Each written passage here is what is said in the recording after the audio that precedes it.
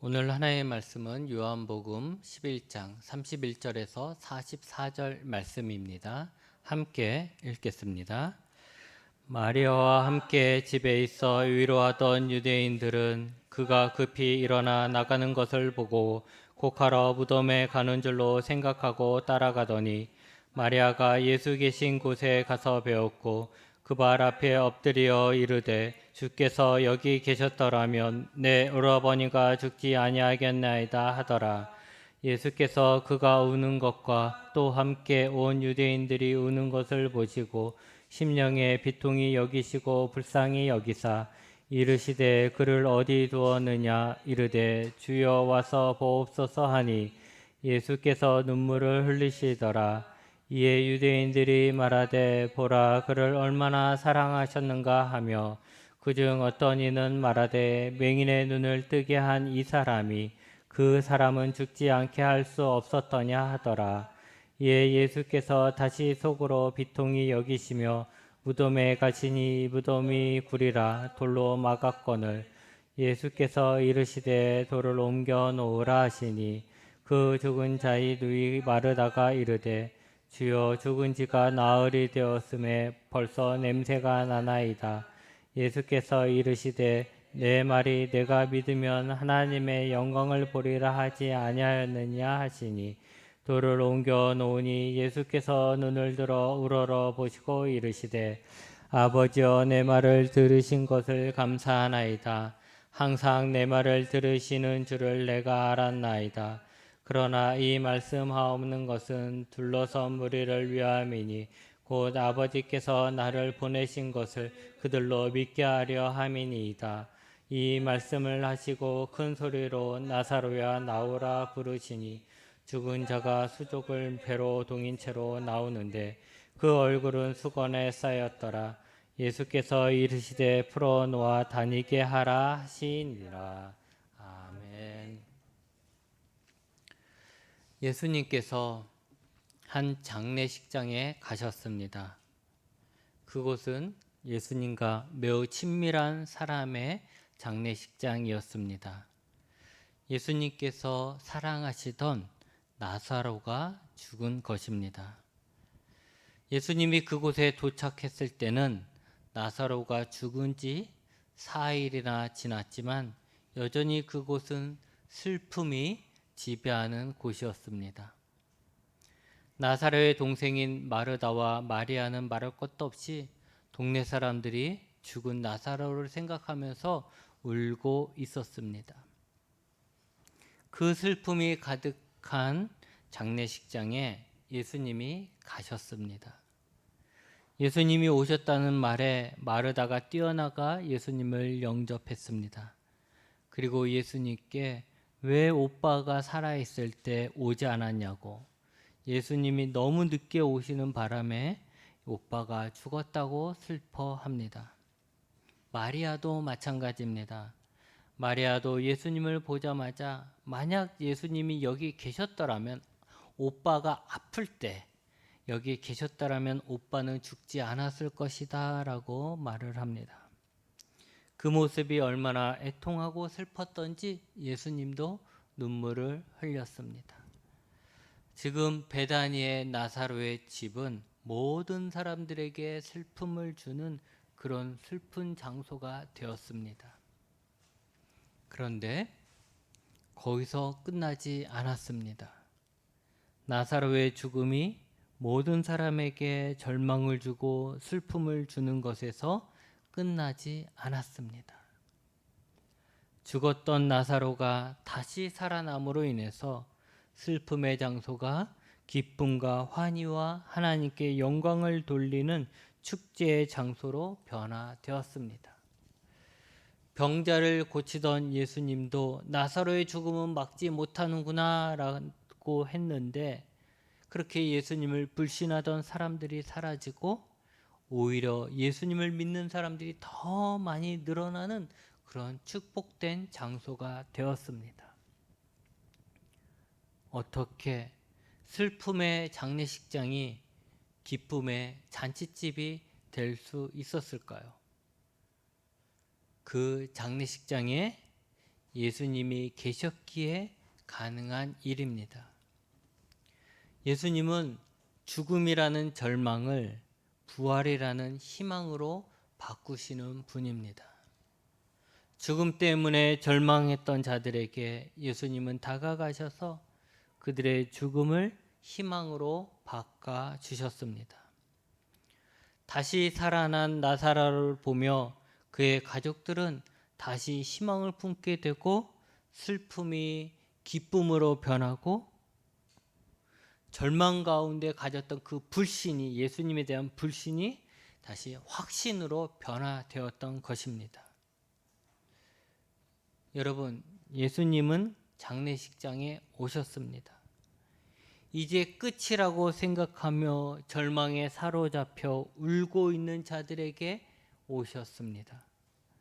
그리고 예수님은 그 죽음을 부활로 변화시켜 주셨습니다.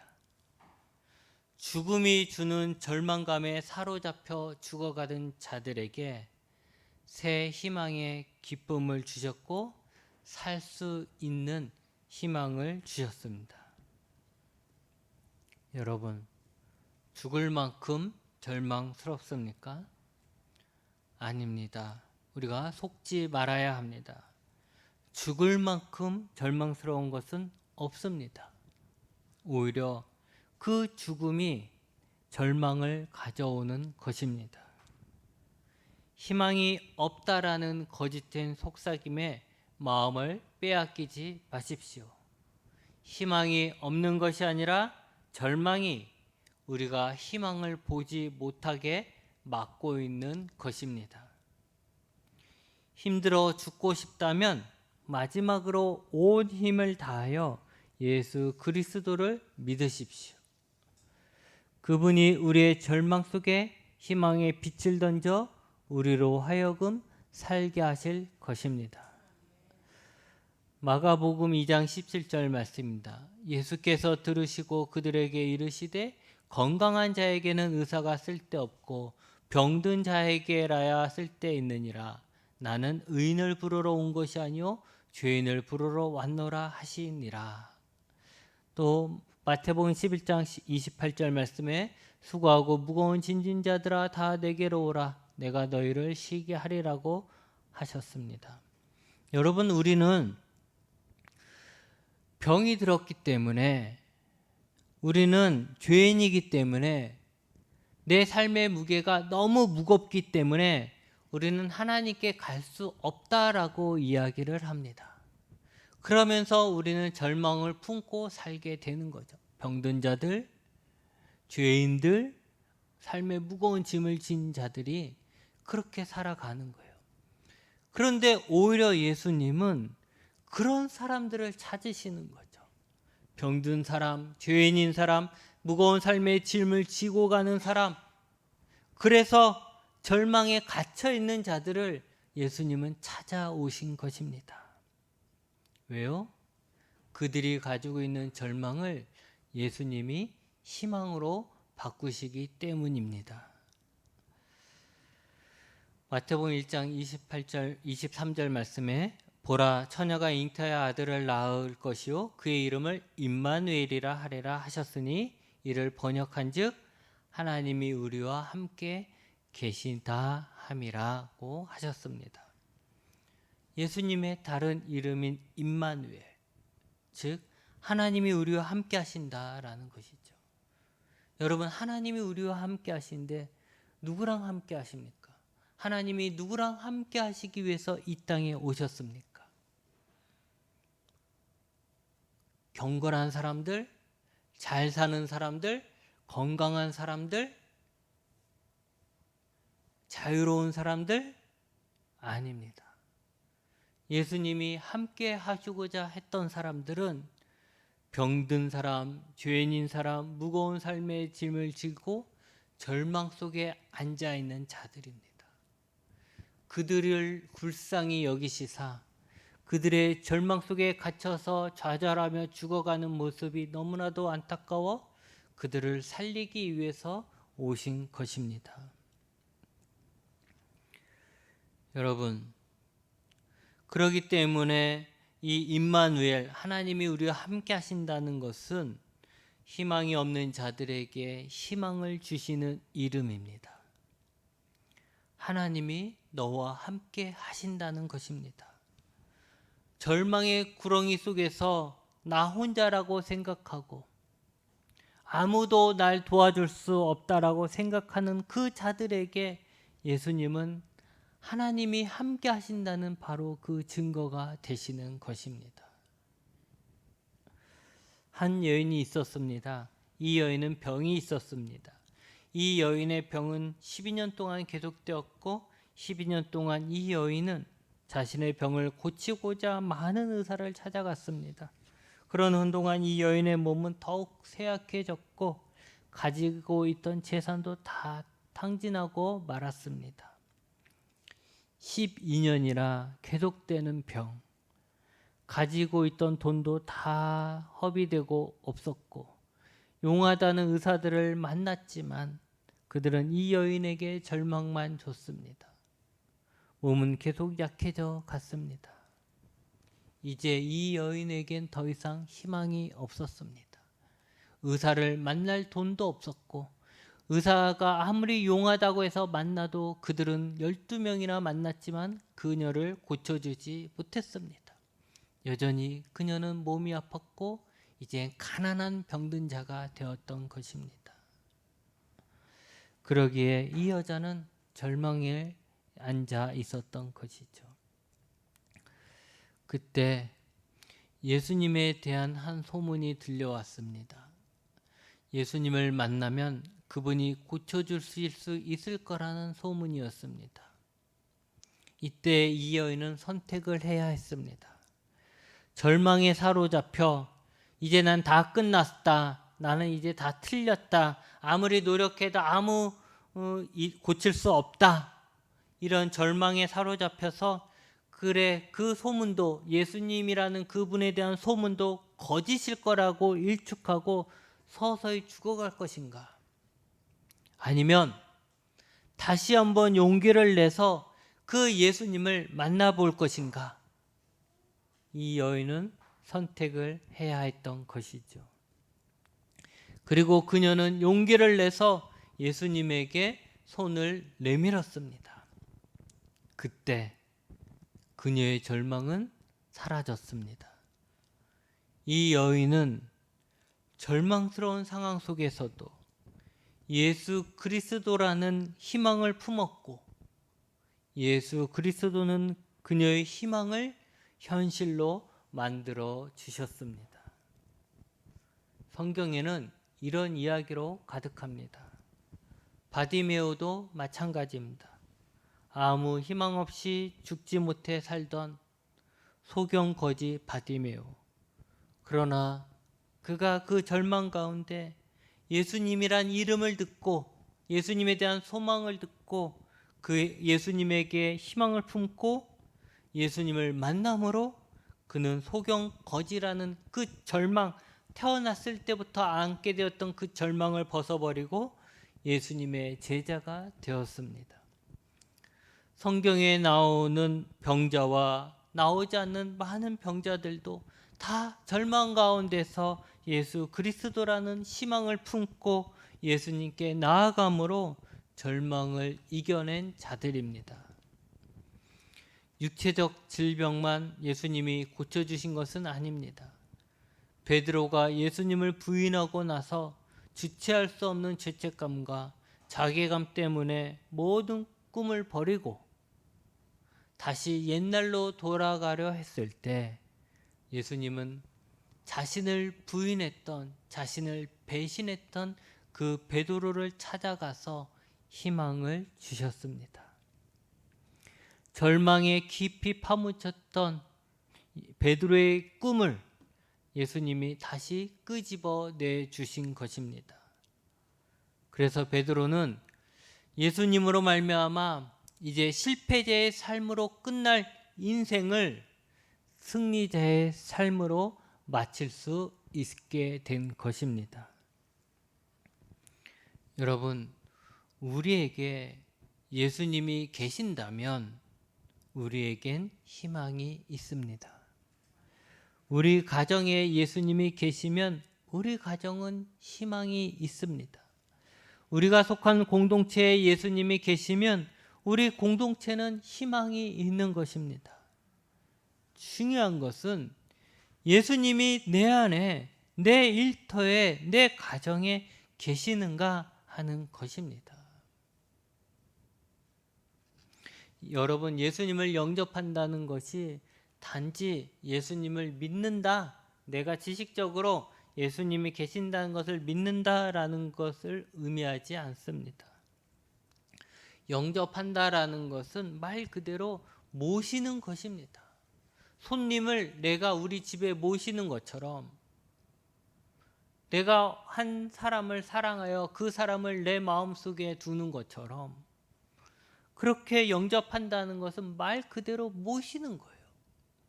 내 삶에, 내 마음에, 내 존재에, 내가 있는 곳에 예수님을 인정하고 그분을 모시는 것이죠.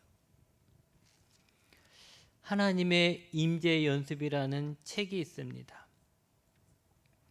이 책의 주인공은 로렌스라는 사람입니다. 이 사람은 1600년대 사람입니다. 이 사람은 여러 가지 일을 하다가 이제 다 그만두고 이제 수도원에 들어가게 됩니다. 수도원에 어떤 수사나 신부로 들어간 게 아니고 그냥 일하는 일꾼으로 들어가는 거죠.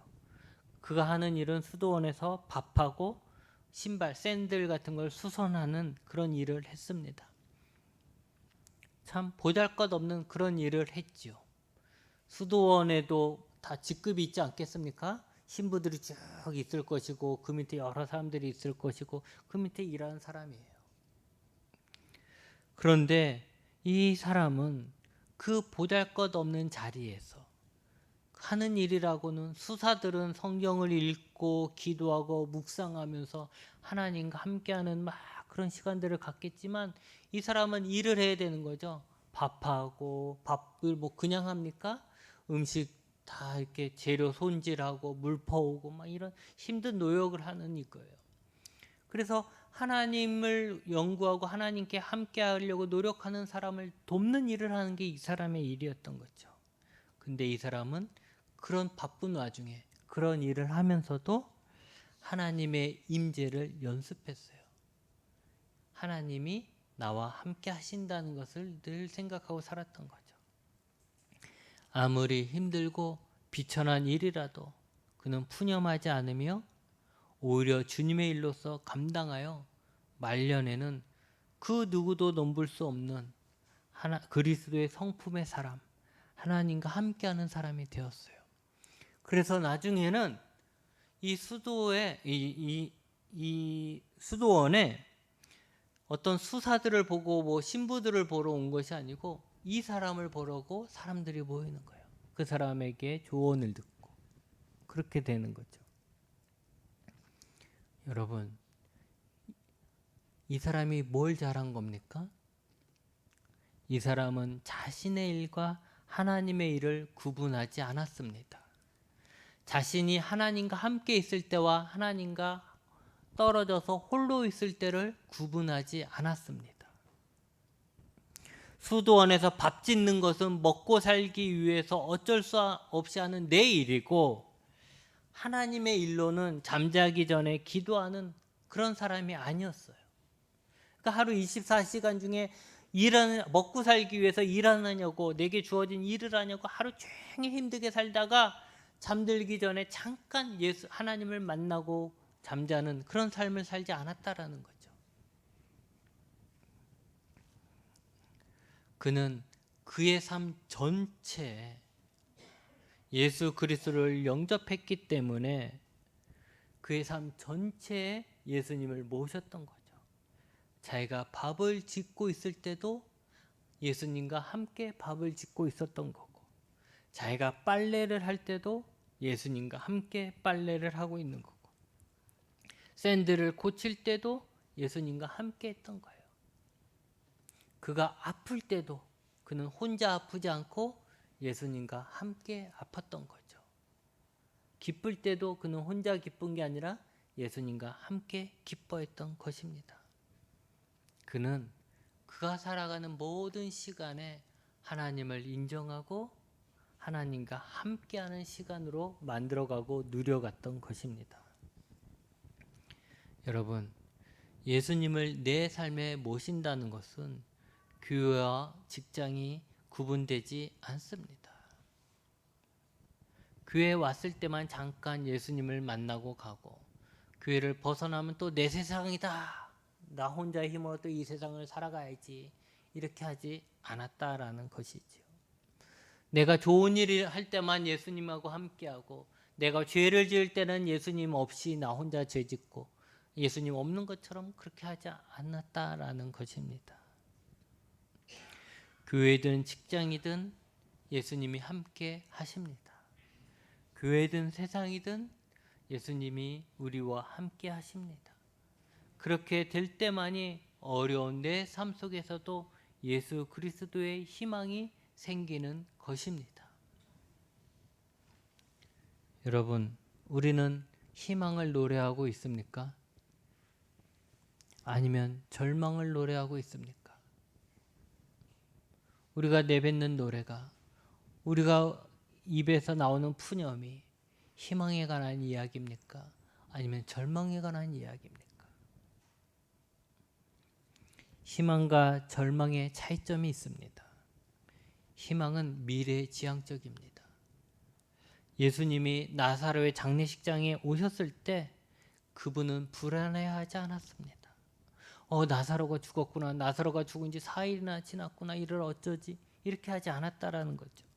왜냐하면 그분은 지금은 비록 장사 지낸 지 4일이나 되어서 그 몸이 썩고 있을 나사로지만 그 현실을 보고 있는 것이 아니라, 이제 예수님이 나오라고 하면 이제 그 명령에 따라 나올 미래의 나사로를 보고 계시기 때문에 그렇습니다.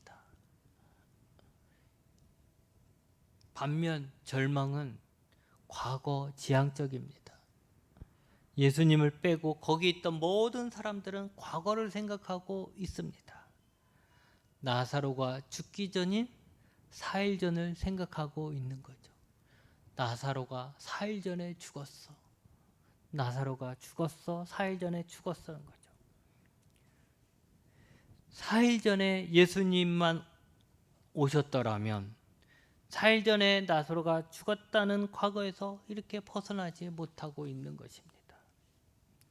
절망이란 바로 미래를 볼 수 없을 때 생기는 것입니다. 여러분 속에 예수 그리스도가 계십니까? 그렇다면 이제 과거를 보지 말고 미래를 보십시오. 아무리 미래를 보려고 해도 미래가 안 보입니까? 그랬을 땐 예수님의 눈으로 미래를 보십시오. 우리들의 믿음이 없어서, 우리들의 한계에 다다라서, 우리의 삶이 너무 힘들어서 보고 싶어도 볼 수 없는 그 미래를 예수님 안에서 예수님의 눈으로 함께 보십시오. 그리고 과거의 죄를 끊어버리십시오. 똑같은 과거의 죄가 반복되지 않도록 과거의 죄를 지워버려야 합니다. 과거의 실패도 잊어버리십시오. 실패는 과거에 한 것입니다.